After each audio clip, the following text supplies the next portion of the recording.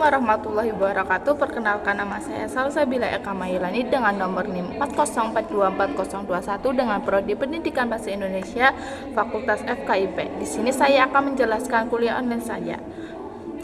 Hukum perdata. Pengertian hukum perdata. Hukum perdata itu adalah semua peraturan norma hukum yang mengatur hubungan hukum, diantaranya kepentingan perorangan, mulai hak dan kewajiban dalam suatu hubungan antara perorangan. Siapa orang itu adalah berarti mengatur orang yang satu dengan orang yang lain. Singkat, hukum perdata di negara itu sebelum merdeka dulu di Belanda ada hukum perdata yang berlaku dari Belanda, dan Belanda sendiri sebenarnya itu banyak mengadopsi hukum yang berlaku di Perancis karena waktu itu Belanda ada di bawah jajahan atau diduduki oleh Perancis. Jadi sebagian besar hukum Perancis itu berlaku di Belanda, dan akhirnya Belanda menetapkan juga ke negara, salah satunya Indonesia.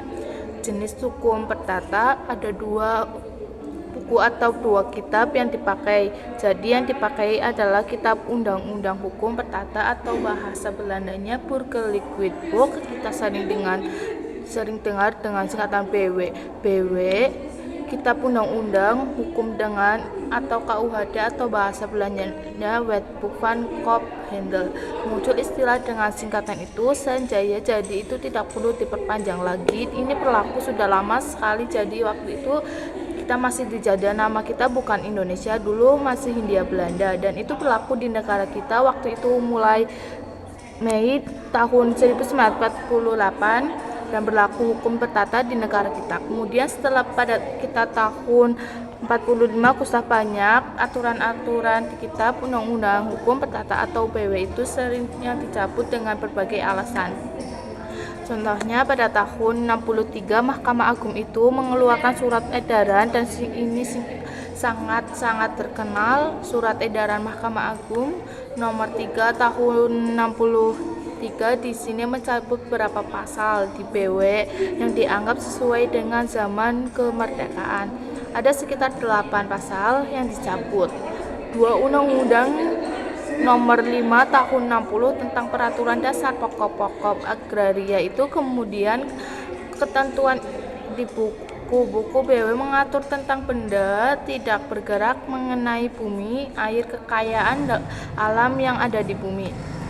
Tanah kita dinyatakan tidak berlaku karena sudah terbit undang-undang tentang pokok agraria ini. Kemudian di BW, di kitabnya hukum perdatanya Belanda juga itu ada lagi yang dicabut setelah kita diterbitkan Undang-Undang nomor 4 tahun 61 tentang penggantian nama. Jadi hal-hal yang mengatur tentang nama itu tidak dipakai lagi yang ada di BW karena sudah ada undang-undang.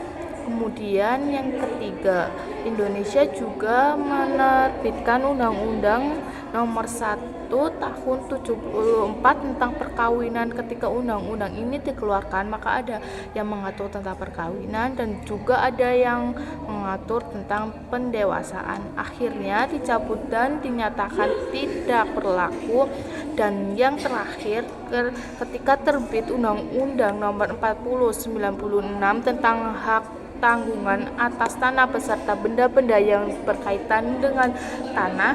Kemudian ketentuan mengenai ini yang tentang pasal-pasal hipotek yang ada di buku-buku BW yang tanah atau benda-benda berkaitan dengan tanah itu akhirnya juga dicabut dan dinyatakan tidak berlaku. Masuk ke bahasan sistematika hukum perdata. Sistematika hukum di KUHP Perdata yang sampai saat ini masih diterapkan sebagian besar. Pertama, kita akan membahas sistematika hukum perdata itu berdasarkan buku. Ada 4 buku. 4 buku itu, 1 tentang orang, di sana mengatur tentang hukum perorangan dan hukum kekeluargaan. Buku kedua tentang benda, jadi di sana mengatur tentang hukum benda dan hukum waris. Buku ketiga mengatur tentang perikatan, di sana mengatur tentang hukum harta kekayaan mengenai hak kewajiban yang berlaku untuk orang-orang atau pihak-pihak tertentu.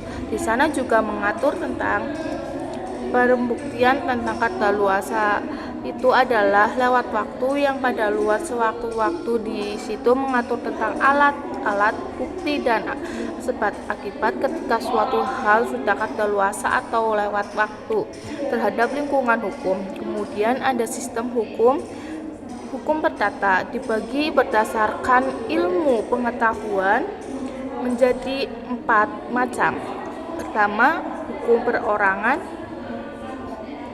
Di sana mengatur tentang peraturan tentang manusia sebagai subjek hukum dan juga mengatur tentang kecakapan untuk mempunyai hak atau bisa bertindak dan melaksanakan hak-haknya dan juga hal-hal yang lain yang mempengaruhi kecakapan itu. Kedua, di sana juga mengatur tentang hukum-hukum keluarga. Di situ keluarga banyak yang dibahas, di antaranya seperti perkawinan, juga berhubungan dalam hukum hak kekayaan negara, suami istri, terus juga hukum hubungan antara orang tua dan anaknya. Kemudian perkawinan dan perwalian dan juga membahas tentang pengampunan. Kemudian di sistematika ketiga itu membahas hukum kekayaan. Di sini lebih mengatur hubungan yang dinilaikan dengan uang. Jadi seperti hak mutlak, kekuasaan, kewenangan, hukum yang berlaku untuk setiap orang melakukan apa setiap. Dan kemudian hak perorangan itu adalah kekuasaan atau kewenangan hukum yang berlaku hanya untuk orang-orang tertentu. Jadi tidak semua orang bisa. Keempat itu adalah hukum waris. Di sana mengatur tentang benda atau kekayaan seseorang yang meninggalkan warisan. Terima kasih. Sekian dari saya. Wassalamualaikum warahmatullahi wabarakatuh.